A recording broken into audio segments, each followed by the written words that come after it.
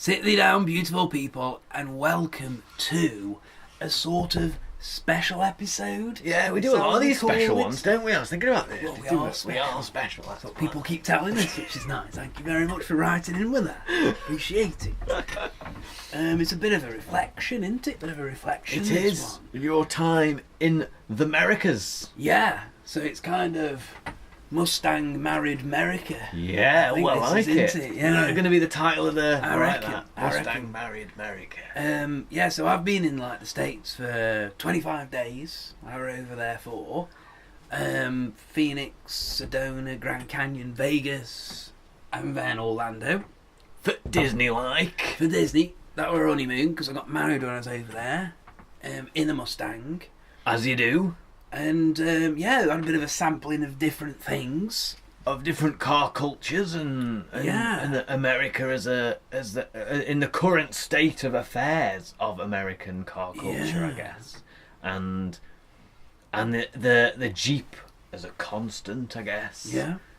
The Mustang that maybe isn't such much of a constant anymore, although it has had a checkered history, hasn't it? The Mustang, I guess, with the Mustang, if anything, has 2 and all that sort of stuff, and the Mach 1, and the Fox bodies, which didn't go down very well. Yeah, it's almost like every previous incarnation of Mustang is like this massive failing. But the new one will fix it. I mean, that's a good. Sorry, but that's a good point. You're making a good point. There's always hope with the Mustang. But do you reckon that's true this time round? Never is. There isn't like a single generation of Mustang that people are like, oh, they got that one right. Yeah. It's always the original. Yeah. And it ran on everything to else was. Yeah, and once you hit the 70s, it was like it goes. This is going to be the new Mustang, and it's not, and this is not, and everything like that. But for those that have followed us over the previous year or so, nearly, will be very familiar that Andrew is very Japan, and I am very Murica in our kind of automotive persuasions. Yeah, I'd say I head west and you head east on this. That's a good one. And whenever I go to America, it is like I'm kind of trying to fulfill childhood dreams. You know, because like our generations and generations inside of us. Big influence. Oh my God, it was just American cars. You cannot self-actualize until you've got a car which represents you, and I think it explains a lot about the way we are, the way our generations are about cars and all that. So yeah, like this was like my second time out towards the West Coast. Yeah. Because I've been to Vegas before about 10 years ago. I've done the East Coast quite a bit. Yeah. And America changes a lot as you go through, like in terms of its actual culture. Yeah. And like when you get out into the deserts, it's a bit of a different world. An alien world. It is an alien world, but for a lot of us that grew up watching American film, a lot of it was set in like Arizona and Nevada because it was an easy, run out from LA, where the film production companies were, and it was big and it was open and you could do all sorts. So your vanishing points, stuff like that. Yeah. They're all out there in the deserts. So like, I went over there and I was in Sedona for a few days. A sans vehicle. Yeah, and got to observe. Yeah, and that's when we did a little podcast. Yeah, that's it. Our last one. That probably won't be our last one when we release this, but our last but one was you were America, and that was you'd only just arrived, really. Yeah. I had, and then I'd been to the Lowrider show, and the very next day was the first day I actually had a hire car. So, like that were an up and down experience, and I'd got this day planned of all kinds of things I was going to do, and the next morning, my wife to be. She goes off to do this conference that she's doing over there. That's why we're there. And I catch the train to the airport, train, and get the air train into the airport, and then go through the airport terminals, and then I get on the shuttle bus to the hire car centre. Because they've got like this really, they've got like this multi-story, which on top of it is a hire car centre, and you get a bus up there, and the bus goes all up to it, and it's like, it took about probably 10 minutes travel from the airport. and they've got Avis and Hertz and all that. And I go there, and I couldn't rent the car. And I go there and I'm like, to explain what we're doing, and it's like, why have you got a convertible? Like, why? Because you don't see convertibles. In the middle of the heat wave, why have you got a convertible? Explaining about why we wanted it for getting married, and because we're English and idiots, and they're nonplussed by the whole thing. I got my wife to be's credit card. Yeah. She wasn't there, and it was just like. Computer says no. It was almost like he just went like, "Oh, I'm sorry," and then I'm just stood there. And I'm like, well, "I'll go then." Yeah. Well, what do I do now? Can I sit in the car? Called my fiance. We jumped in an Uber. Wow. She was there faster than it took me on the shuttle bus. That's disruptive technology for you. That is. And I was panicking because he's like saying, "Well, I think we've got a few convertibles left." And I'm like, "Now all these people are going to come. He's going to fly. It's going to land because it was this heat wave." And, there's certain types of planes couldn't take off, so I'm like, those people are going to hire Mustangs. That's the natural reaction. That's the next best thing. Yeah, can't get on an Airbus, better hire a Mustang. Drive all the way to the East Coast, and I was kind of panicking a bit because you do, don't you? Because the thing is, when you rent a car, it's a lottery. And we'd specified, and originally what we wanted was Challenger. Yeah. Because my partner, she loves Challenger. Loves a Challenger. And we love the idea of, kind of vanishing point style slog down the highway in one of them. But it's very difficult to do that if you're a Brit. And by the time we looked, I think they were asking I think it was something like $6,000 or something ridiculous. Like the way the configurator worked on the website was just ridiculous. It was crazy. But we could get a Mustang convertible for like $350. Yeah, which is a slight difference. Yeah. So then it was like, no-brainers. We're doing it in a Mustang. Yeah. Plus it's a convertible. But you worry because I'd looked at the charts. Yeah. I mean, I'm not going to lie, I'd looked at the manual for the Mustang. Wow. How to get the roof down and stuff like that. I was going in prepared. You've almost jinxed it then, haven't you? It's just sort of like, I'm so prepared for a Mustang, I'm not going to get a Mustang. Exactly. Yeah. And I knew that what class it fell in. Yeah. What else you could have. It would be either a Chrysler 200 convertible or a Volkswagen Beetle, and I just wasn't really prepared for that. So it wasn't like you get a Camaro, it was like you get something completely different. And he said something like, I think we've got a few left. And another comment he meant is you can always change it in Vegas. Wow, he was he was not feeling what you were putting out there, was he? He was not reassuring. Yeah, it's like, this guy's weird. So Joe shows up. That's not us. That's not us. Joe shows up, and we start going through the system, and eventually I see on the screen, because you have to sign these screens and all that, and eventually it said Mustang, and I think it said in blue, and I'm like, I'll do that. I'm happy. I don't care the colour. I was like, blue. Yeah. And was a bit bothered. And I'm lost, and I can't find out which escalator to go down. Getting in a big. It's been all too much for you. It's all too. It's emotional. It's a roller coaster. I wasn't expecting my other half to be there and all that. So we go down the escalator, and there it is. Grab a blue Mustang. Which is like the really nice bright blue, isn't it? Surprisingly it's a good nice. Old blue. Yeah, it was alright, a sort of electric blue. I have a baby blue. I have a feeling the launch Focus RSs you could get in Grab a Blue. Sense. Yeah. It's like the Swedish Racing Green. Yeah, you can't get it. That's true. Yeah, you can't get them now, but I think the originals. Yeah, you could order one. Yeah. Oh, it was. I'm pleased, and then you open it up, and it lights up Mustang on the sills, and the inside, all the screen comes on, plays Mustang animation, and gauges all light up. And then you're like, know how to work this. And I was happy enough, and I have to admit, curbside appeal. Yeah. It does get a lot of it right.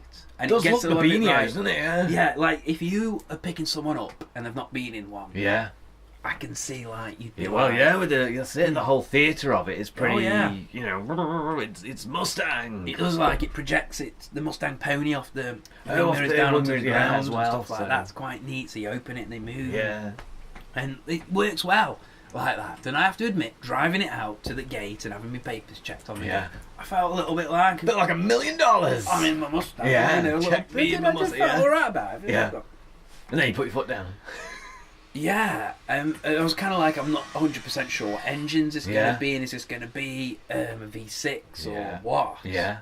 And I could tell right away it wasn't a V8, and you kind of pulling away, and it sounded exactly like my dad's Mercedes sports diesel. exactly the same. Like, it's not a good start. But with less torque. Yeah. That's what it felt like. And these things, they're supposed to have like over 300 horse. 0 to 60 in 5.5 seconds. Is that really what it is? Over 300? But they're so heavy. Yeah, I suppose so. With that. And they only do a quarter in 14.5 seconds. Or 14 on a good day. Crikey. That's a bit... and it's so lackluster. A bit leisurely, isn't it, as they'd say. And I don't know if they put a different final drive on the rentals or the order, because you have got an optional final drive thing. They put like the cruise final drive in to really dull it down a bit. Maybe they do. Maybe that's what it was. But it did not feel like 300 horsepower. Like, you know, like in some cars, you put your foot down and you're like, oh, that's really addictive, and you just kind of want to do it again. Like when you first get a V8 or something, it was the opposite of that. It was like, there is no point putting my foot down. I'm not going to do this again. It's not doing anything interesting. Yeah, that's a bit of a flattener, isn't it? Well, it was what I was expecting. I suppose so. You got to temper your sort of expectations. What I wasn't prepared for was, because with this generation, so the previous generation Mustang, they had these pipes that went from the induction into the cabin. Yeah. So you got like the noise of the engine pipe through. Yeah. And you could, like, I don't know if they opened when you floored it or something, so it made it quiet normally. But the way it works with the new one, the 6th gen, is it plays an augmented version of the engine noise through the speakers. Oh, they've gone full BMW. Not full BMW. Okay. So, it's not as bad as... So BMW plays like... As I understand it, I'm not 100% sure about this, so I might be wrong, but as I understand it, BMW plays like a pre-recorded, like, or synthetic version of what the engine should sound like. Right. Through the speakers. Yeah. Whereas the way the Mustang works is, I believe, it's playing what the engine's doing, but it's augmenting it. So it's making it louder, and it's playing it through your stereo speakers. So, so it's always got a mic somewhere that I think it's something like that. I'm not 100% sure how it works, but that's what Ford called it. Like, they defend it on the basis that it's augmented, not made up, synthesized. But either way, I mean, on the EcoBoost, which I'm now calling the WecoBoost, by the way. I think we should all be calling it the WecoBoost. I love that. I love that. Which... They've dropped the V6 now, so you can only have WecoBoost or V8. Oh, right. What, even in America? Yeah, that was always the plan. Oh, because they kind of held out with all three options, didn't they, at first? But they knew that the V6 was a tricky sell. Yeah. Sorry, not the V6. They knew that WecoBoost was a tricky sell, and that people would want a V6, because it was always V8 Mustang for the men. Yeah. You know, glass of white wine, or V6 Mustang for the ladies. It was really sexist. Yeah. And I think they always had that. So the EcoBoost was like this. Like, just like, what would you do? Who do you even give that sort of pond scum to? Ugh. Oh, right, I didn't realise. A poor little V6. But I like driving around it. It was alright. Yeah. Driving around town. Felt good. You can see the bulge on the bonnet. You can sit cocooned in.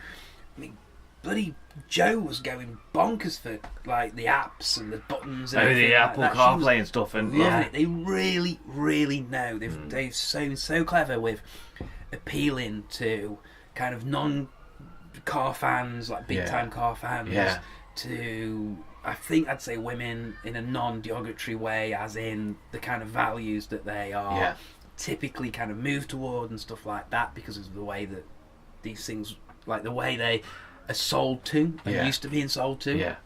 And I like went out round a few corners and stopped at a four-wheeler's place, because I was like, gotta get me fixed now. Gotta get me fixed. And that was a weird thing, because I was driving. I was on the tram, quite a good tram system in Phoenix, and I was riding along, and it was really weird because I looked south and I saw like these forward control jeeps and stuff behind a fence, and I was like, "Oh, interesting." We need like a collective. Is it a collective noun for a group of jeeps? You know, like a murder of crows, is it, or something? It isn't it? Should be I don't know. A shamble of jeeps, maybe.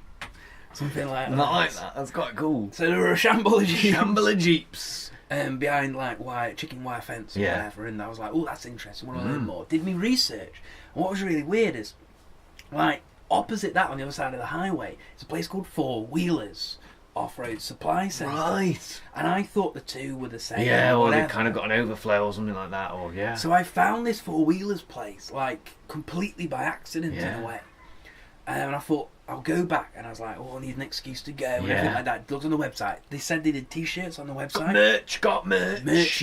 Merch yo.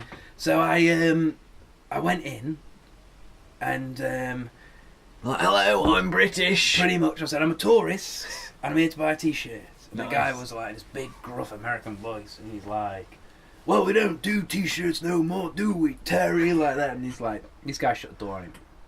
But he was like really interested in what we were doing, like, and why we were going. And it's like, so what are you guys doing and all this? And we were talking loads about the holiday and Vegas. He goes up there and stuff like that. I was saying I was a Jeep owner from the UK and I did a bit of wheeling and stuff like that. Yeah. Bit of wheeling. And we said we were going up to Sedona that evening. Now Sedona is like, it's like, imagine like you dropped a nuclear bomb on the peak and on the Lakeland. Lake District. Yeah. Drop a nuke on the Lake District, you basically get Sedona. Warming up a bit. Yeah, but virtually no foliage, rocks and sand, but very, very scenic. Yeah. It's where a lot of people go to hike and stuff. And they do a lot of these things called Jeep tours, and the famous Jeep tour thing is called Pink Jeep Tours. Yeah. And we've been told at the conference the night before at a social, you've got to do the Jeep tour, do the Jeep tour, do the Jeep tour. Because they are pink, they are painted pink, aren't they? They are indeed painted pink. And we were planning on doing that. We were going to pay the extra for it. Yeah. And he says, are you going to do Pink Jeep Tour? Yeah. And we were like, yes. We've been told to. And he goes, okay. First thing you're going to do is you're going to cancel your Pink Jeep Tour. Second thing you're going to do... for why? For why? And I'm like, what's he on about here? And it's the second thing you're going to do is you're going to go to Barlow Adventures. Yeah. And you're going to hire a Jeep Rubicon with lift, with tyres. With the whole shebang. Pretty much. And I was just like, what? How much is this going to be? Are you for real? And I was like, this is not going to happen. You know when you're just like, this is too good to be not true. going to happen. Yeah. And he's like, I'll even call and check, see if they've got availability. And I'm like, well, of course I'm not going to have it. And he's like, have you got anything tomorrow? And he's like, okay.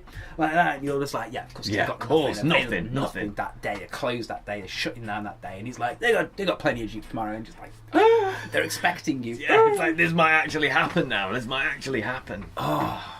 And, like, I was like, okay, we'll see. Yeah. We'll see. That's too good to be true. I'm going to build this one up. And I'm, like, looking at Joe, and Joe's, like, looking at our balance on our bank account, and I'm just like, but I want to. Let's sod the bank balance. We're doing this.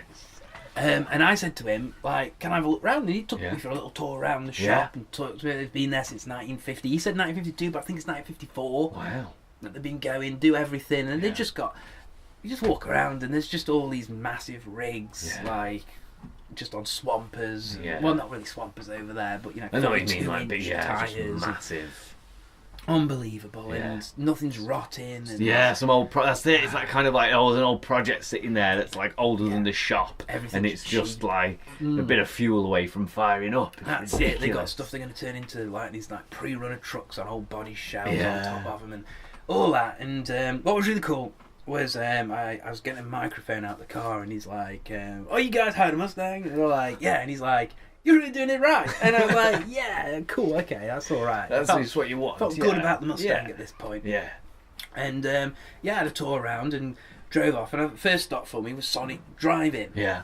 And that's where I got this wrong. Okay. It's Sonic Drive-In. The idea of a Sonic Drive-In is you drive into the car park and you pull up next to a screen and you can press all the things and order it and someone brings it over to your car. It's the old drive-in style, modernised. Very clever. So I drive in and in my confusion because my phone is discharging whilst doing my sat-nav and it's just driving bogs. I'm trying to get used to this new car and I pull in and I go through the drive-through. Like I just pull up to the car in front. Yeah, like you kind of like following and that. And they've got the machine and my partner, she's like, can't eat anything there because she's got celiac disease and she's like trying to ask for something they don't do and it's all confusing and I'm trying to order through a machine in a British accent. Yeah. Anyway, I get me tater tots and a milkshake and I swing round anyway and go park in one of the things. Yeah, driving anyway. Got a good photo. Yeah. Happy enough. Couldn't drink this milkshake.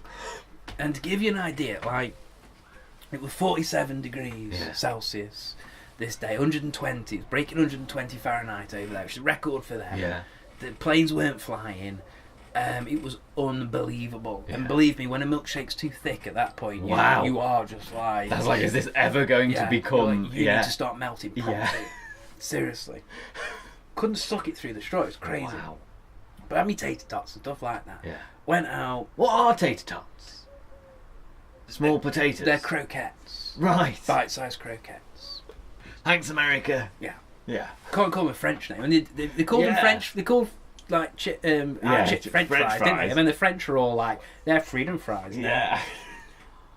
So right, they're really falling out with the French. Yeah, sounds like it. Because it goes both ways. Tater tots, jog on, France. So we go down to a place called Scorpion Gulch, get some photos, nearly die. I want some tater tots. They're dead good. Yeah. Maybe go get some later. And like Scorpion Gulch, yeah, it was dead which good. is like probably even hotter than the terrifying, scary. Took some photos of the car, tried to put the roof up and down. That was all good. Yeah. And then we kind of did this 2 hours out to Sedona. Like picked our luggage up and went out, and it were a nice drive, I have to say. And it were really good, like getting out of downtown Sedona and driving around like the more kind of like low income areas and industrial areas, because like the trucks and the battered cars, it was like Grand Theft Auto, where you go out to was it Trevor's area. Yeah, that's kind of park, like that sort of stuff. Just like that out there. And the pre-runner trucks, and the way they would come across the intersection and they cross in front of you, could see them just floating on their suspension. You're like, oh, that's a lot of fun. Jealous. And all of it was like you would just have it in a heartbeat over here, because it was just like old, battered, but no rust at all. Just all like nice stuff. That's the feature, isn't it? It's just like you can see the bitterness in her voices, because it's like every time it ends in no rust. It's like, you bastards. Did 2 hours up to Sedona. I have to say, I enjoyed the Mustang. It was alright. There's some really like weird shit though. Right, okay, so you get your big TFT screen and that does your backup camera, but doesn't do beepers. Like, what's backup camera? No beepers. I don't get that. It's a bit odd. We got CarPlay on there. Never played with CarPlay before, and that was a bit of a godsend really, because we were able to plug Joe's phone in and use Google Maps, because my sat nav was just draining my battery. Even when plugged into the USB, it was still draining so fast. Rubbish. I need to reboot my phone and stuff, and that was dead good. But you've got a little LCD screen, like or TFT screen, in between the dials sort of thing. Yeah, and you can have all sorts on that. You can go through all the gauges for the car. I had it on turbo, so I just got a turbo gauge on there. But you can have all sorts. You can have your intake vacuum pressure, all that stuff. Oh, and you've got your track apps and stuff like that on there. But what you can't have is you can't like have the sat nav on and for it to do directions. Yeah, just a little left arrow. Which is what the Mercedes does. That with a really old screen. Yeah, that would make a lot of sense. Why would you not do that? Yeah. So I was going through the settings, and something I did find about Mustang is it was comfortable, really comfortable, but it was like just so softened. Like the steering in particular, just like it just felt so vague. Yeah. And I was getting a bit frustrated with that.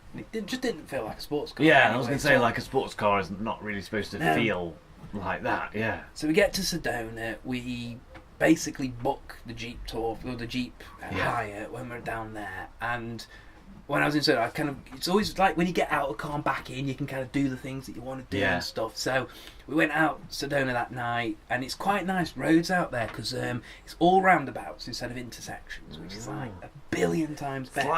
It's like being back in Europe. Really good, really good. And it's like long sweeping roads, amazing scene, like the sunsets, it's just incredible. Get these purples and oranges and all of it's just epic.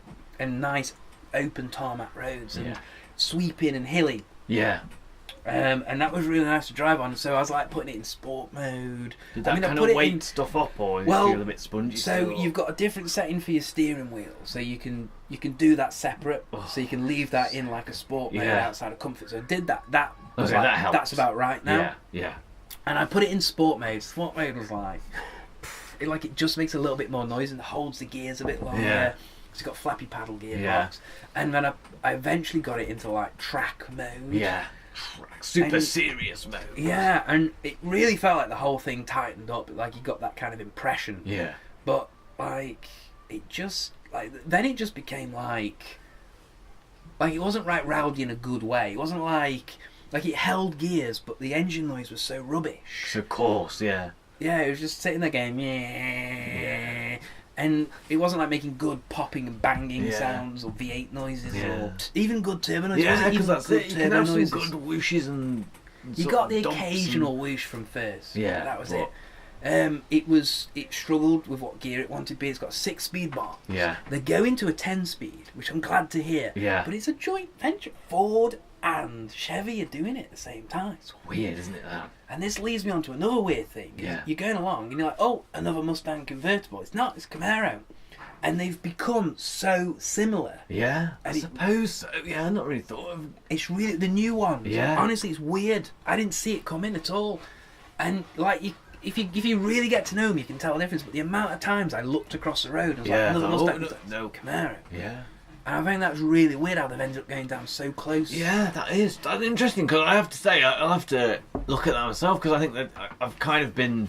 The Camaros I've been sort of looking at on YouTube, that kind of, they tend to be like the big, muscle-bound sort of, Yeah. But I guess they've always been a bit more dainty, haven't they? They used to sort be. of, yeah. But now they've just sort of they've both bulked out to the same shape, basically, yeah. They have, yeah. Right, it's a nice-looking car, it's all right. But I'm just... But the differentiation isn't there so much I just don't know how they anymore, ended up designing the same car. Yeah, It's just a bit disconcerting. Yeah. It makes you wonder, maybe Chevy going to sell the Camaro over here as well. Maybe they'll go right-hand drive. That's true, yeah. It's the next. For that. Yeah. Next. Because Chevy's over here now. Yeah, Kia, Daewoo became Chevy, didn't it? Yeah. So yeah, like I was like, yeah, it's okay, but you just leave it in comfort or whatever. Just leave it normally. It doesn't need anything else, and it was nice to drive. So yeah, that's interesting, because it's not even what I know. There's some cars that people have said, that it's that kind of, you get in and you just hold the sport button down before you drive off, because it's just, that's how it should be. But it's interesting to say, although it firmed it up, it's just so rowdy that it's just better left in comfort. That's quite interesting. Yeah. And flappy paddles. I mean, I don't see the point of them. Because the auto box will always override. Yeah, anyway, yeah. It's not like you can pull up to a junction in third and then sort of like labour your way away. It will kick down itself, and it will change up if you rev too high. And like, you can use it a little bit for engine braking maybe, but... Really? Yeah, it's not... I weren't feeling it. No. We're not feeling it. And we're getting that impression. Maybe over here it's better. Do you think it's... From a sort of experience as like I don't know what the word is, not as a driver, but like you're saying with, you look out and you've got the humps and the kind of all the... Do you think it is like, it's... For a lot of people that will be all that matters? Like that you'll get 99% of the experience in a EcoBoost rather than getting the V8? Absolutely. The EcoBoost is all about like... I want style over substance, isn't it, really? But I would like it to do 35 mpg. Yeah. Oh, I can get that one on my PCP deal, actually. Absolutely is that. It's the only PCP Mustang I can get. It's just mileage, because they're obsessed with mileage now over there, because like gas prices have, Oh, they're so terrible. Oh, crikey, it's unbearable. I mean, it's almost like up there with water for price per litre. Yeah. It's sad, But it is a big problem, and also selling them over here. So next morning... Yeah. Race down to Barlow Adventures. Fast as a EcoBoost can take you. And Barlow's amazing. Barlow was started up by a woman called Nina Barlow, who's a 4x4 instructor. Cool. And she just started this amazing business which allows people to get 4x4 training, to learn about local trails. She organises some really great events to get more women involved in wheeling and do stuff for that, and also obviously hire a Jeep. Bit of hiring a Jeep, which it never occurred to me I could do it. Yeah, like I just never. It's just too good a thing for me to think it would, especially as a Brit. Yeah, that's it. And I guess it's quite like sort of. It's more of a domestic thing, isn't it? Obviously, it's like, it's not like your Avis or your Hertz are going to be selling it, kind of getting those as rentals or whatever. Just and for that kind of thing, like I say, next to a load of good trails and that you can go out on. So you're probably not going to know, even if you could think about it before you go, you're not necessarily going to find a place like that, are you? Exactly. So it's incredible that you met the four-wheel place and kind of had that. Like I say, that kind of contact. This Brandon, Brandon Shank, his name is, and he I think he's connected somehow. There's some kind of relationship between the two, and it was just the serendipity of it. Honestly, he was the key to opening this up, really. Yeah. Because if I'd driven past and seen it, I would have just assumed no Brits, please, and $500 a person, something ridiculous. Yeah. But no, we'd had to sort out a little bit of insurance. Yeah. But it then cost us like, I don't know, $20 or something sort out. There was a bit of a rigmarole getting that to them and everything like that. But they were really cool about it. And before long, I'm sitting in a Wrangler Rubicon. JKU! Unlimited. Yeah. With a soft top. The back open. And being told, you know, don't ignore the tyre pressure warning because you're going to be off-road most of the time, and this is how you reset your odometer, and that's about it. Go for it. Off you go. Fill your boots. Just so 4 cool. hours. Just so cool. I can't believe it. We were sort of saying before, weren't we, that, you know, as someone who's never driven a JK anyway, is a cool experience, and I was like, we definitely have to talk about this on the podcast and stuff, but also, like, you know, even all, like, owners of JKs in this country, like, 99% of them are not going to have the experience that you've had, which I think is just, like, it's so super cool. It's like a JK on rock, doing rock crawling and lockers and just, like, the whole shebang. It's just, like... To see this playground that Americans have got, and to see these 4x4s Americans have got. Yeah. And to be able to be part of that. To do it. Yeah. It was just unbelievable. It's like one of the best things I've ever done. Yeah. And I have to say, like, from the second I pulled out of Barlow onto the road, I was like, now I'm comfortable. Yeah. Like, I was like, now I'm happy. This is nice. This feels right. Yeah. And now I want a JK. Oh, man. It, like, just feeling nice and high up. Yeah. And just wallowing around, nice and easy, and to hear the sound of the tyres trailing along. And that's what you're used to, isn't it? That's it. I'm used to. Yeah. And it just felt so cool, especially at a place like that, you know, where you see lots of other Wranglers about. Yeah. And, like, and it didn't, I've kind of told people that it didn't have much get up and go, but it just didn't have the noise of my V8. Yeah. And I missed that a bit. Yeah, because these are V6s, aren't they? But, like, that's inconsequential because, like, you can't even get, I don't think you can get a V6 over here. They're all diesel anyway. Yeah. So it was like, I've just got to keep the engine out the equation. Yeah, and how is it as an experience other than that? Yeah. Which is kind of ironically, even though they're so vastly different, a little bit like the EcoBoost, really, isn't it? Yeah. You've got to try and get rid of the EcoBoost out of the equation and take it as an experience as well, yeah. Yeah. Which is a sad state of, sorry to interrupt, but a sad state of affairs for America. You should have to say, take the engine out of the equation. Because usually with America, that's like the first thing you concentrate on. It's like the small box Chevy and like Ford's V8s and big blocks and just like... It is the engine. Everything else is a bit sort of it just kind of moves an engine. Yeah, exactly. Exactly. And it just gets moved around. But sorry, carry on. Well, no, I mean, I went out into the desert, into the rocks. I did a bit of rock crawling. Yeah, wow. Amazing scenery. Yeah, red hot. You know, stinking hot. And this thing. We're trying to air condition the desert. Like I said, do I need to turn the air conditioner off? She's like, no, I need to turn the air conditioner off. Like, because you've got the back open. Just because you've got the back open. Yeah. And we're driving around, this thing's just blowing air conditioning, and it's ice cold out the vents. It's 45 degrees outside. The fan is running constantly. Yeah, it's labouring up rocks and stuff, isn't it's it? It's hauling itself up these rocks. It's dusty. There's no moisture in the air whatsoever. And the temp gauge just sits there. It doesn't do anything. Yeah. And the aircon blows. Yeah. And you press the diff locks and they lock, and you disconnect the sway bar and it disconnects, and it's all just like...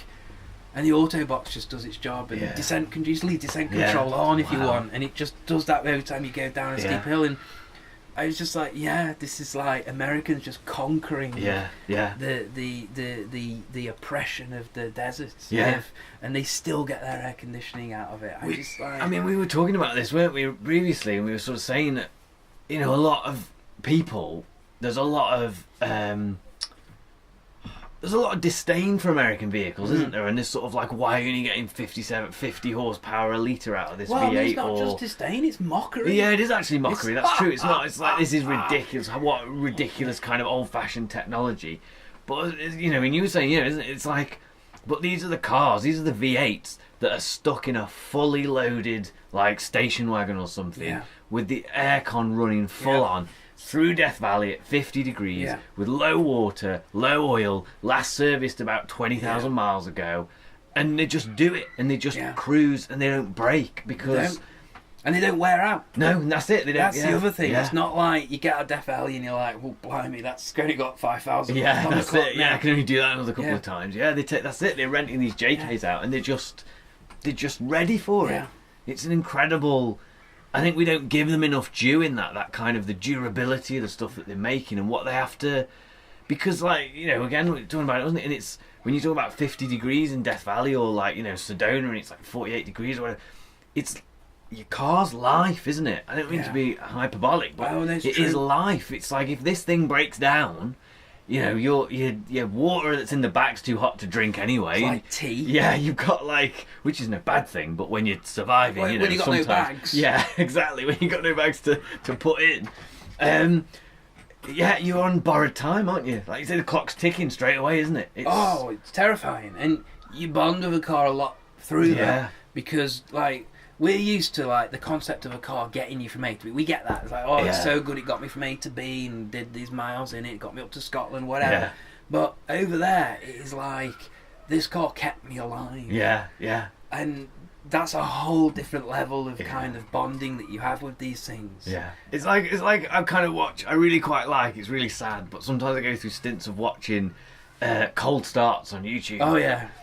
And you're quite jealous about that, because it's just like I could go out in the depths of winter in this country and do a cold start of the chimney at -5 or something like that, you know. And it's like you say, it's like we're not used to that kind of hostile environment. Obviously that's cold, but heat, the same kind of thing of getting in a car and it being your sanctuary from this deadly environment, one way or the other, whether it be heat or lack of water or bloody lizards that are going to try and kill you or whatever. I don't know. I mean, when it comes to cars in Arizona, there's a rite of passage, this thing about dashboard cookies, and we didn't do that, and we were gutted. We found out about it afterwards, and it's this idea, and loads of people do it. You go to work, you put a tray of cookie dough on your dashboard, you come out of work at the end of the day, you have freshly baked cookies in your car waiting for you. And that is incredible. How hot. You can fry eggs on the tarmac of the road, you know, it's that hot, and it will kill you. It will kill you, and you only have to go out in it and walk around a little bit, and you're just to understand that, and you're just like, this could kill me, and when you drive out into the desert and you just feel so remote, that's even scarier. We just don't get that in this green and pleasant land. We don't. But we don't.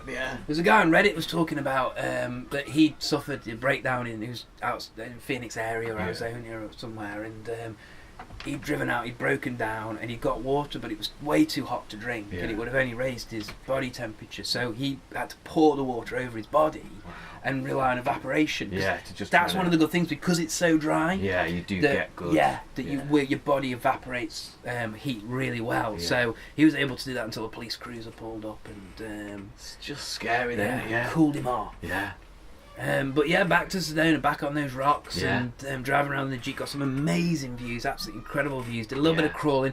It is weird to do off-roading where you hear your tyres screech a lot, as opposed to squelching and mud. And weird that is. And you do pick up a lot of dust. Like your car does get covered in dust, and that's a different thing to deal with. It gets inside everything, like everything inside. And obviously the heat as well, but it walked it, and we did a couple of good trails and some. I mean, we did Shelby Road. I forgot the name of the other one, but it's got like this famous bit where you go down and it's scary, and it wasn't that bad. You know, I've done that bad, really. Like, not that bad, but it was fun. It got us, got us a little bit excited. And Joe were all like, in the passenger seat and stuff. We're gonna go. Whatever. They're good. They're busy. Like there are always other tour jeeps going around. You can get out of the way of these. Bit of a play. You do, these big jeeps just barreling up behind you, and full of people. Done it a few times though, I guess. Yeah, exactly. They were quite good that way. And sadly, I had to give it away again. I had to take it back, and I had a road trip. But before I do my road trip, I'm gonna have to have a little break. Okay. And have a little wee. You need a wee. A little wee before we get on to the next bit. Okay. Let's have a little break there, and we'll get back to the next stage. Cheerio! Right, we done. So we done, literally pissing in the wind. So the road trip. So we did this road trip up to Grand Canyon and then to Vegas, and did it that afternoon. So we'd been out wheeling, and then it was like in the car. And now road trip now as well. to Grand Canyon. So we're pushing fair it a bit. day, yeah. We're pushing it a bit, to be Fair honest. day. And driving out of Sedona like completely spoiled me to what it's like driving in America, because it was kind of very sweep up mountains and it's beautiful and dramatic, it's easy and it's sort nice. of, And then it just got more and more boring. More and more straight. And flat, and that was it. Like once we got to the top of Sedona, where you were driving through big sort of forest, and at one section they were doing, we'd just get the same roadworks. We're like, well, what can it be? And we pull, and it was dirt track. It turned to dirt track. Wow. Yeah, and you had to sit and wait for a while, and then they brought up people. It was escorted. Wow. So truck escorts everyone, turns around, and then escorts you through and everything like that. We did that and got some fuel, got some gas at the first time, and it was like, what's the smallest amount I can pay? Absolutely. And I think I got like $10. Yeah, because in America it tends to be like you don't fill up, do you? You just ask for a set amount, which is a nightmare. It's great if you can pay at pump, but the thing is, like, you need a credit card to do that, and you need a postcode. Oh, okay. So what you do is you kind of, I've fallen for it every time and be like, oh, I can pay my credit card, and then you put that in, and then it's like postcode, and you're like, don't know. Don't have a zip code. Yeah, zip code. It's a bit difficult. So you have to go in, you have to pay, and you're always like, oh, I don't know how much it will take. And I think I got like, it was halfway down, and I paid $10, and it got almost all the way back up to the top again. So it was lucky. You didn't go stump up for 20. That's the thing. Like, what happens if you stump up for $20 and you can't? You can go back, and you can get your change. They're kind of in the more popular places. They used to confuse British people. That's need to do that. Yeah, good point.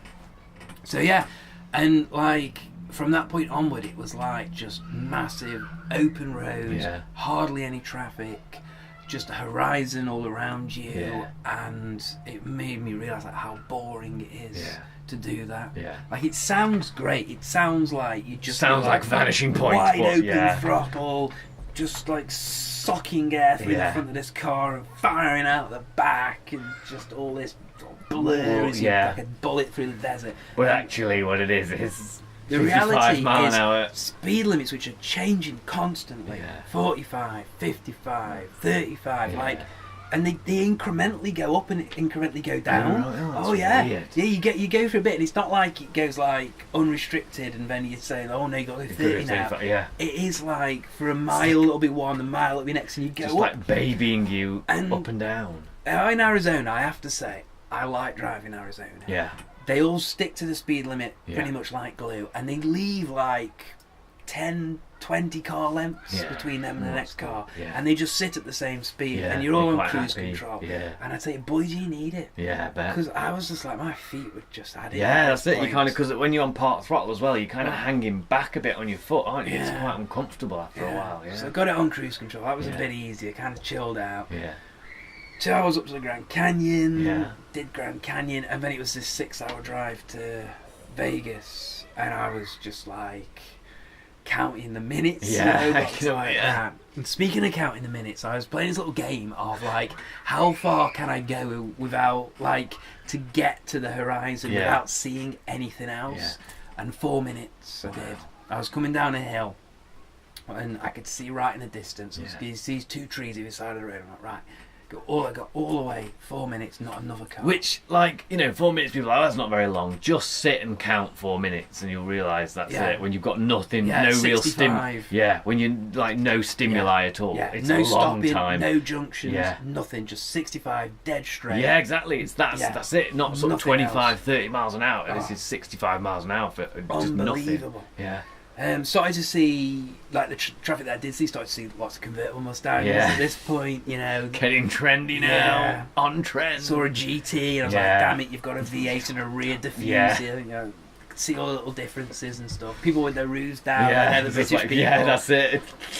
Mad Dog's an Englishman, And, like, the only highlight I can remember from this journey to Vegas was the sunset, because it was just sometimes you see an incredible sunset, and that was it. That was like all that happened was a sunset in 6 hours. Wow. Oh my God, it was a slog. Yeah, this is the definition of, And I got to Vegas, and then just went from black to white then, 4 lanes either side of the strip, traffic just everywhere, people everywhere. You're coming up to an intersection, it goes green, but all the cars that have come across turning left have just blocked it. And sometimes you've got like one person in a car who's trying to cut through it, and just like Americans are just like, oh man, it's just painful to watch, like the way they'll be. Lots of massive trucks and stuff like that alongside us. And like the Mustang kind of got tucked away at that point. It went into the car park and sat in there for a while. Brought it out to fill up with petrol. Because I got, like, for those that don't know, I got married in the Tunnel of Love. So that's a Whitechapel, which is like the cliche, little white, like infamous place. And they actually do a drive-through wedding. So whilst Jo was getting her hair done, I went to get fuel. Worked it out, like Google Maps. Okay, I know where to go, because it's very difficult to get your bearings and to find just simple things. So 50-minute walk to the car, drive the car out the garage, and it's like a couple of right turns, fill up with fuel, job no done. problem. Go back out again, go round, 15 minutes to actually get back, because I had to go through 3 intersections. Because is it right, you're allowed to turn right on a... You can go right on red. So that was okay getting there, but then... it was like, because I only had to like just do 1 to get there, but I had to do 3 to get back, because like the way the road networks work over there, it's like, it's not like you can go back the way you've come. Sometimes you're just kind of forced around a different route. You have to do a full route, And I had to get basically back onto the strip, and it was like basically 3 left turns, and each one were 5 minutes of just waiting for your turn to go. And, you know, that it was very different. And really, that was like it for my Mustang journey, pretty much at that point. Got tucked away, like I did the wedding in it, stuff like that. And the next time I was out in my friend Sven's truck. And Sven is like this kind of German guy. He's done rally drive, he's done motocross racing, he's done car photography, he now does some more interesting stuff that we associate with Germans. And that's why he lives in Vegas. And he's just like this guy. He's like, if he wants something, he does it. If he wants something, he buys it. And he sold a load of videos to Playboy TV. And the stuff they show before 12 o'clock, you know, the free stuff like that. And he would just keep going to like car dealerships with his girlfriend at the time. And went in, dodged one, look at the Power Ram, going a while back, probably 10 years ago. And he just says, I'll take it. Didn't live there. Didn't have a place to store it. Anything. Just like having it anyway. Just bought it there and then. He didn't consult his partner at all. She's like, no idea. She's married to him. I'm going to And then thankfully managed to move, put it in storage for a while, but then managed to move over there. And now he loves it, and it's a faithful big truck. And when you get up in a big truck like that, like a Ram, and you sit 3 abreast, and it's like it's as wide as this shed, and it's you're just plush, so almost comfy. as plush as this shed.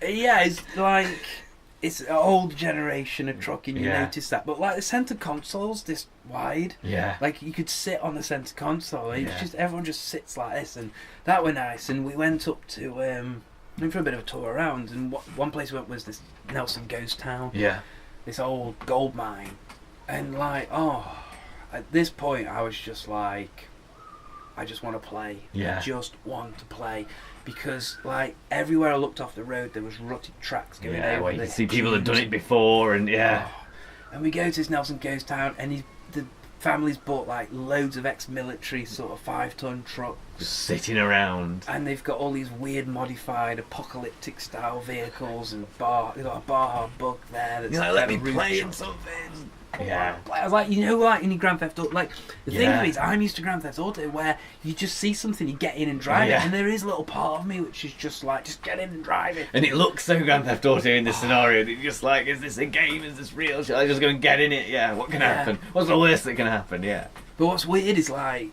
interiors and stuff like that, like because stuff's so old and neglected. It's like metal. The seats down to metal, and there could be a rattlesnake in there, and I know it's very different to when you're looking like a car over here, and it's kind of got like that green growing on the glass, and it kind of smells when you all of that goes out there, and it's very different. But did that, went around it in the Ram, and we came back, and it was weird because I hadn't seen them the first night, but the next night we were going around, the third night, these massive limos were out. I think it's because it was a weekend. And I've never seen anything like it, and it was the thing that blew me away more than anything else out there. Yeah. You know, Vegas is all about excess. It's all about shocking you. It's all about going one up on the next person. And I was familiar with the party buses. So you see these big party buses, and they're kind of like, I don't know, they're kind of like sort of medium truck cab things with big bus backs in them, but you can stand up in them, and they've got lights and stuff. And I'd seen those, and they're big. Yeah, they're big enough.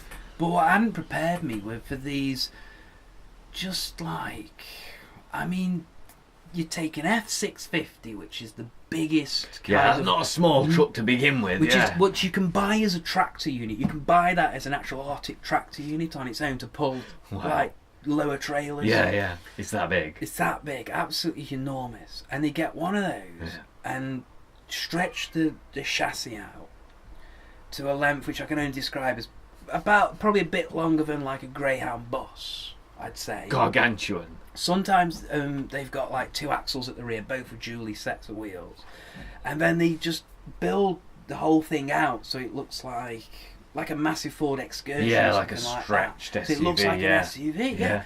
And they tend to be 6 to 10 foot high inside, so you can walk. That's so weird. Yeah, so you can stand up, walk around.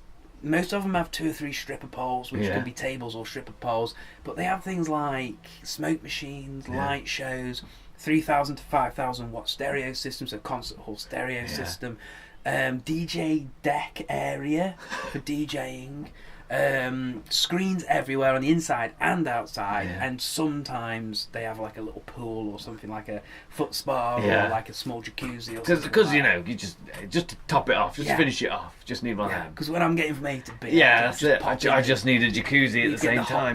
Whilst I'm doing it.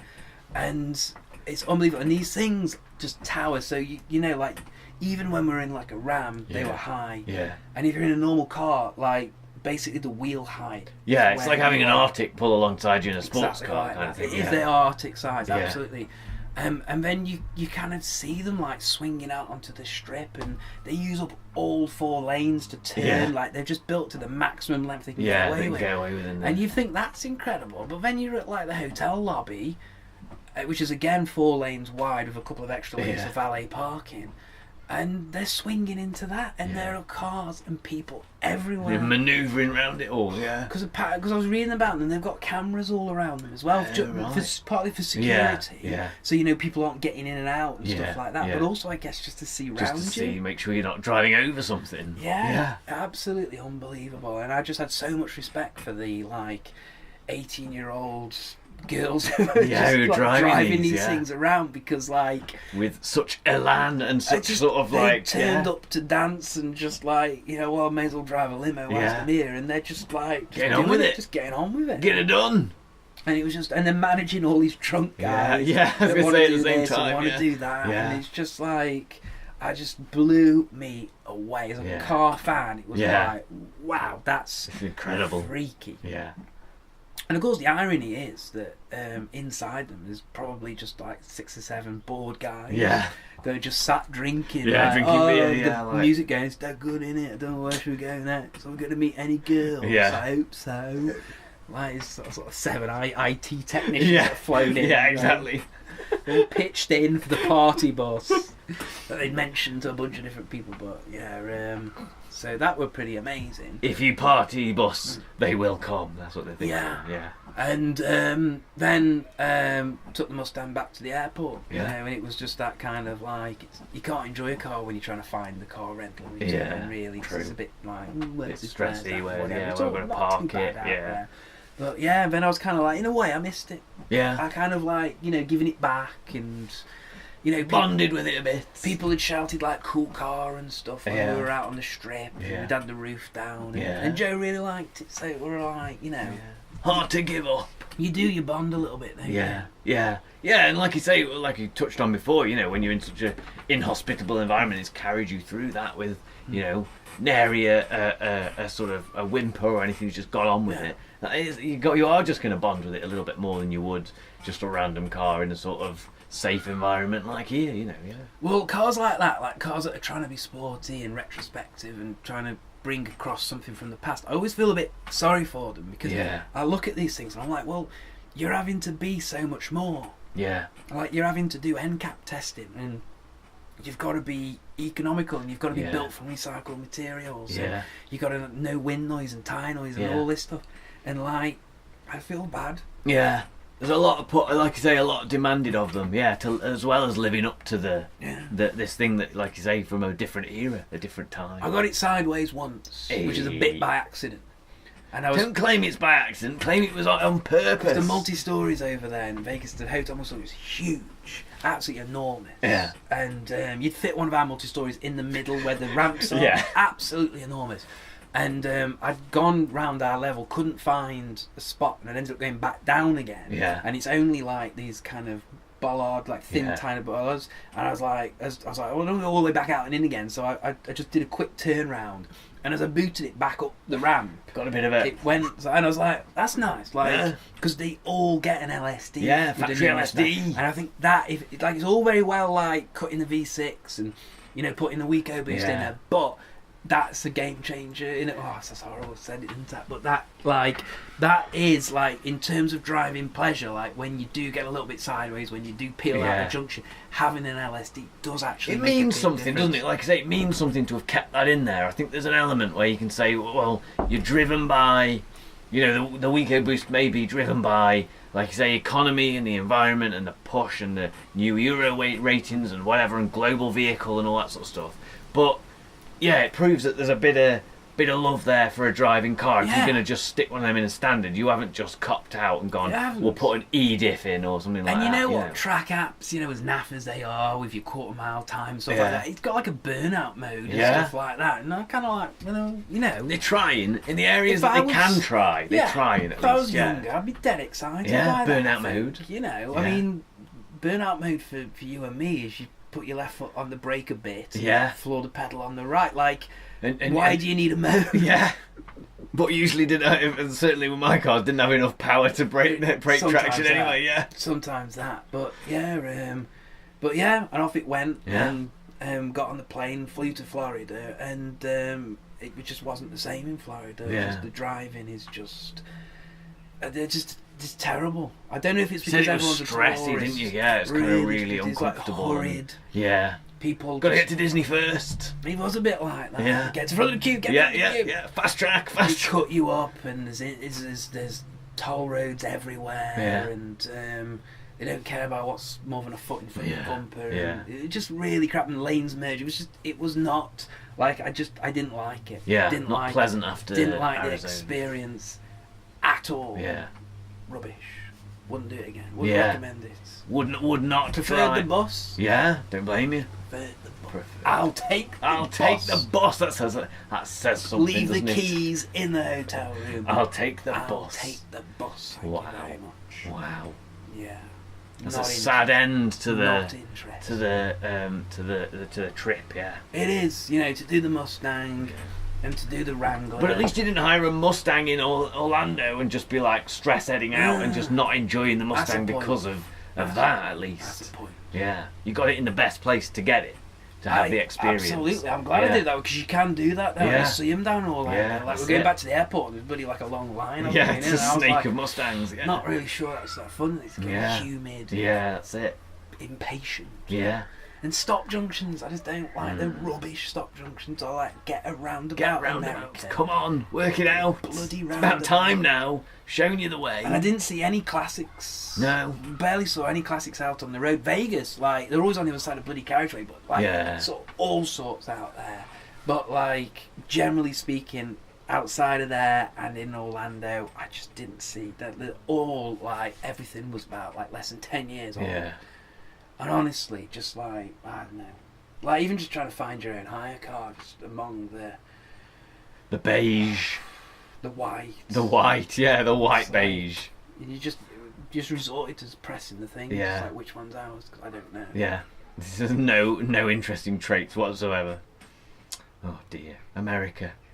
Mixed, very mixed. Yeah. There's none of these big old caddies. There's none of that anymore. You were sort of saying how much it changed, don't you? Kind of these sort of general impressions. Obviously, you've got a Mustang and the Jeep, but like you say, it's just this kind of beigery and kind of just the lack of classics and. Because like, I've always been like, Europe is becoming Americanized. Yeah. And in some ways I kind of like it, in some ways I don't like it. The way you can get your Reese's peanut butter cups. Yeah, whenever you want them. Whenever you want, and that's quite nice. Your Pepperidge Farm cookies, you can do that. And we're getting pickups now over here, and you can get a Chevy and get a Mustang now. Yeah. What I didn't see coming was the Europeization of America, and that is sad to see. So, I mean, when I first went, it was 10 years ago, I went to Orlando 10 years ago, and I remember the first time I saw a European-sized car in a car park. Yeah, and it just looked so ridiculous, I imagine. First time, and I was like, what? It was a Mercury, or no, it was a Saturn, parked, like, in this space, and I was like, oh my God, that's a Vauxhall. Yeah. And it's lost, it's absolutely lost out here. In this sea of land yachtage. By the trucks are starting to come out, but there's a lot of people driving around older American cars, a lot of Crown Vics, like the Buicks, like Caprices, stuff like that, Cadillacs and all sorts. And to go back, I mean, I saw it in Manhattan. Yeah.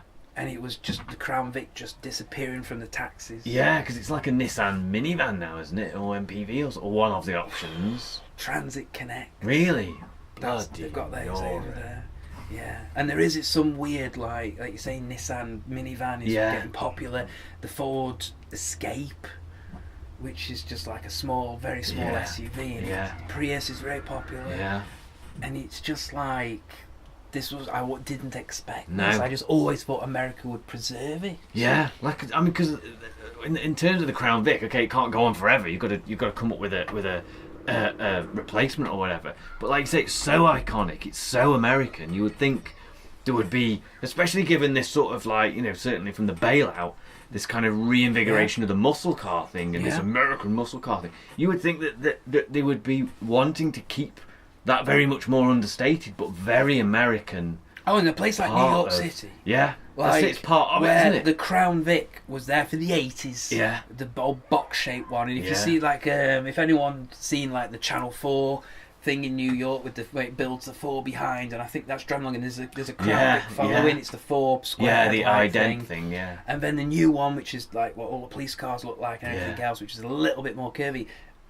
I just thought there'd be a next Crown Vic. The next gen, and it hasn't happened. Like Ford's, like the Ford Taurus, I think there is, and stuff like that, and it's just like 2.5 litre turbo, and all the worst stuff that we moan about here. You know, you drive these things like we were, and you just get like this peaky little turbo motor, and it just surges, and it doesn't know what gear it wants to be in, and you put your foot down, it does nothing, and then it kind of shifts and boosts, and it just carries. It's like even the car realises it shouldn't be here. You know what I mean? It's too urgent. It's too urgent out there, and everyone just drives with this kind of like, because over there, like the way Americans are used to driving, right? In my opinion, when you get in a taxi or something over there, is they just go full throttle or full brake. That's all they do, and you know what?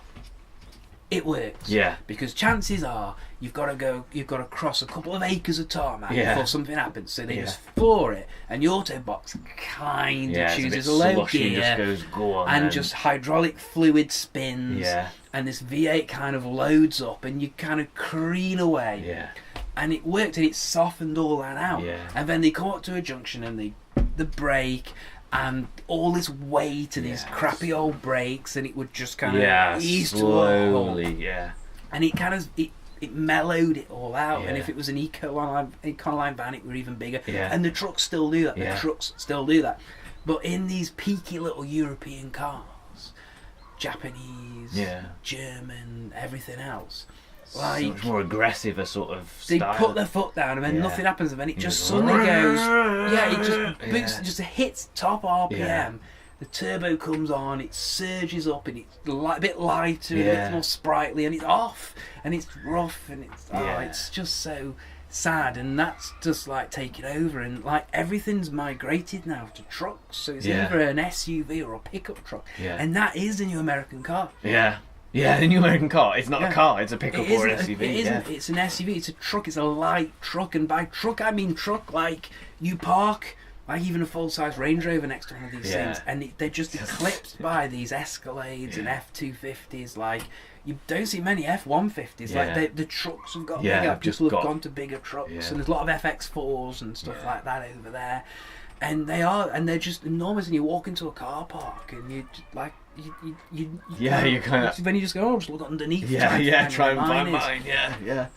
And they make sense, but they have a very different attitude now, and it isn't like the old Chevelles, it isn't like the old Malibus, it isn't like the old Impalas or Cadillacs, where it was like, this is what you can achieve, and look how sophisticated it is, and aren't we so much more, civilized than Europeans. Now it is just like, check out my rims, it's bling. It's just, boom, I'm bigger than you. I'm driving this, light tank on the road. And it is just like, I want things to bounce off this. And it's just me. And it's blacked out windows, and you don't see inside, and they're compromised because they are just light trucks, basically. They weren't designed to be comfy vehicles to drive around in. And you just wonder, like, what are they for? Because you can't off-road in them. No, exactly, and the size they are, and what they're for is just being say, fuck you. That's what they are. It's like, fuck you, my space.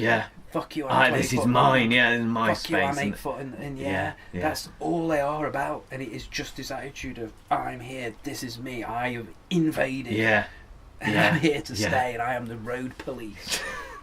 It's like I say, far cry from this kind of, these beautiful sort of Malibus and Impalas and that kind of effortless luxury kind of land yachtage, really. It's gone. Which is ironic, because they were big cars back in the day. They were long, massive cars, but they didn't have that sort of aggressive imposition on the road. Like, I guess it's the height, like I say, it's the height that maketh the sort of like this aggression. I think they were like imperious. It was pre-domestic airline. And the idea of taking a plane instead of a bus or a car. It was before that, and it was when cars had to compete with that taking over, and it was that luxury. When airlines were still luxurious things as well. Jet set. It had to compete with the jet set concept. It was that idea of if you buy a nice enough car, then you can go on the interstate, and it is better. It's like a land-borne jet. Exactly. That's the whole idea of it. Super comfy seats and relaxing and quiet, and it'll suck the ash off off the end of your cigarette in the dash, and suck you off as needed. The ultimate in luxury and comfort. Leisure. It was barn door Lincolns. It was gorgeous. Pillarless Diner-line. Pillarless coupes. And it's lost. It's gone. It's gone because people just get on a plane. And then for round town, I think they just buy a big SUV that no one can kill their kids in. To get in a shootout. Bullet's gonna bounce off. And then if that's a bit too ostentatious, you get a truck. But even the trucks are, blinged up to the hilt.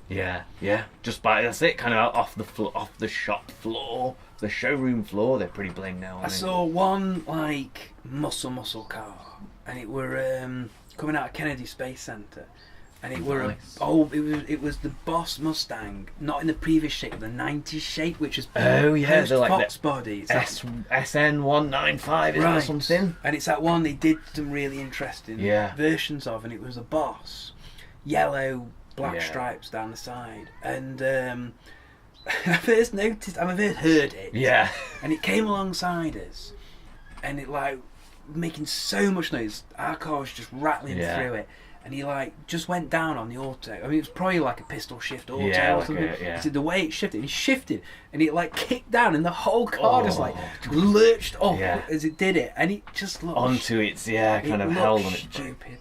It looked absolutely stupid because everyone is just serenely driving out of Kennedy Space I suppose so, when he's there, sort of, And he's there, and he's trying to drive at the same pace as everyone else, and this thing is backfiring and banging and jolting and kicking and trying to launch itself. It's a Mustang, so he's trying to launch itself off the road rather than down it. And it was just like, you just kind of like, well, it's just sad, isn't it now? It's like, those are your options. because driving has become so, like, so subdued. Yeah. And remote. Yeah, that anything like that is just such a extreme the other way. It's not like you're also in this kind of car that's kind of like, but it's not like a super muscle car. But it's still it's sort of kind connected to the road, and that's it. It's got a V8 that's kind of audible, and now it's just, it's a sad state of affairs. It's very like America is right now. It's like we are now, and we just lost who we are. We don't know who we are anymore. And America now has this terrible situation where if you drive a truck, if you drive a muscle car, then you are seen as this kind of Republican, pro-lifer who's trucked full of guns, and wearing a red MAGA hat. And that's the assumption. So 50% of the world over there hates you. And then if you don't do that and you drive one of these little bland econo boxes, then you're a liberal. And everyone hates you, and it's like the polarization of people on the road, and it's not like old united America. And I know the Japanese came along and sold economical cars. I know that. I know you could have got an MG over there back in the day, but you did that because you were eccentric. It was something different to choose, wasn't it? You weren't judged like if you had a 911 turbo. It was like because you were an exotic person that was kind of windswept. And, into other cultures, and, because like a Corvette was too domestic, but like now it represents way too much. And it's just say too much. The cars are now saying too much. They are. Maybe that's it. It's like we were talking about the muscle cars and all that sort of stuff. They're so much caricatures, aren't they? That's it. Like all the emotion and all the things that they're trying to represent, they're all heightened, aren't they? Like I say, it's not an SUV anymore. It's an 8-foot. 20-foot long, 8-foot high SUV, and all of these, it's just more and more extreme, which, like I say, gives this polarization, and bland stuff gets blander, and it's saying too much. It is. It's a sad state, and I hope that America kind of finds its footing and finds the society, finds something that everyone can kind of get along with about. Because the thing is, like cars like Mustangs, like the Mini over here, it's all about they carry a degree of national pride with them. They represent culture, and when you see a car, it's meant to infuse you with all these wonderful things, these values, and and like if you become associated with everything that's bad about your history, then that's a terrible, terrible thing. And these cars, which are supposed to provoke pride and whimsy and nostalgia, kind of more nice, fun sort of things. Kind of liberty, serious, expression, and freedom, being good positive at things. Being fast, not being tied down. And they become symbols of oppression and backwards looking things, and like would you ever get like if you're like the lesbaroo thing. Like if you're a lesbian couple in America, you don't get a Mustang or a Camaro, even though you could be butch. And want to be really kind of like traditionally manly about things. That's still kind of off limits because of what it represents. And you end up in like a Japanese station wagon. And these things need to be open to everyone. And I felt like a little bit traitorsome, to be in a Mustang or to be in a Wrangler, because although, and this is the conclusion, hit us with it. I say that about the Wrangler and it's not true. No, because I'm obsessive, and to me I only see the 4x4 crowd and they're all gun toting and everything like that. The Wrangler, and this is why I love it, is one of this true cross section. Because you can be studying gender studies at college and drive a Wrangler. You can be a cheerleader and drive a Wrangler. You can be a hunter and drive a Wrangler. Everybody can drive a Wrangler, and it's this one car that I can find over there where it's a constant sort of for everyone. Everyone goes, this is American. This represents freedom and all these things, and going out and battling nature on our own game and mastering and taming that. And I know it. I've seen it work out there in the heat and the desert, and anyone can have one. And I really admire it for that. Yeah. It is it represents America as a whole, like you say, rather than a subsection or a very, just a part of it that everyone else hates. It represents something really positive, and I think that's why it's grown on me over the years, and pickups have kind of gone down a little bit for me. Yeah. Because I didn't used to like them as much as I do now, but now I like. Yeah, you're not defined by everyone, and you can have one over here, and you're not defined by everyone. No, that's true. Here. Same, gets it, even over here because maybe in part because of that, it misses. It doesn't have the connotations over here either. Yeah, you're right. It's not overtly American like some things. It's a magical vehicle. It is. I want one. Oh, you should get one. I can't afford it. And on that bombshell, no, what I'm going to say before we stop is you should definitely go to men-in-sheds.com because Chris is what he won't blow his own. No, I'm not going to say that. He won't blow his own trumpet, so I'll do it for because that can't afford a card does that either.